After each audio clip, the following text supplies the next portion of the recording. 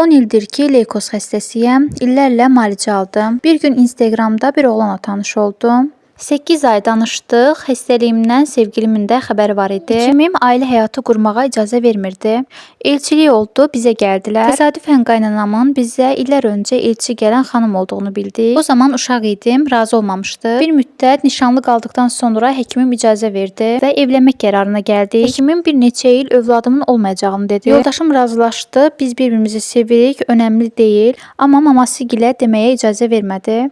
Ailə qurduq, çox gözəl gedirdi hər şey. 3 aydan sonra ağrılarım başladı və anamgilə getdim. Xəstəliyə görə dərmanımı qaynanam tapıb aparıb aptekə. Aptekdə ximiya tərkibli dərman olduğunu bildirdi və başladı dünyamı dar eləməyə. Bütün sülaləmə kimi dedi ki, bu xəstə idisə niyə gəldi? Çox ağır sözlər dedi, amma bir dəfə də olsun yoldaşımla incikliyimiz olmadı. Əlimi buraxmadı, dedi ki, qorxma, bu günlərdə keçəcək. Bir il bundan qabaq təsadüfən hamilə olduğumu öyrəndim. Tam 4 il idi ki, ailə qurmuşduq və birinci dəfədir ki, belə bir xəbər eşitdim. Çox sevincli idik. Maması bir dəfə də olsun sevindiyini bildirmədi. Hamilə olduğumu biləndən sonra düşük keçirdim. Boru hamiləliyin olduğunu dedilər və dünya başıma yıxıldı. Amma isyan eləmədim. Allahın verdiyinə də aldığına da min şükür. Bir ev tikdirmişik. Yaxında öz evimizə çıxacağıq. Qaynanamla bir evdə olmağımıza baxmayaraq danışmırıq. Salam, sağ ol belə etmirəm. Çünki ürəyim çox qırılıb o insanlardan.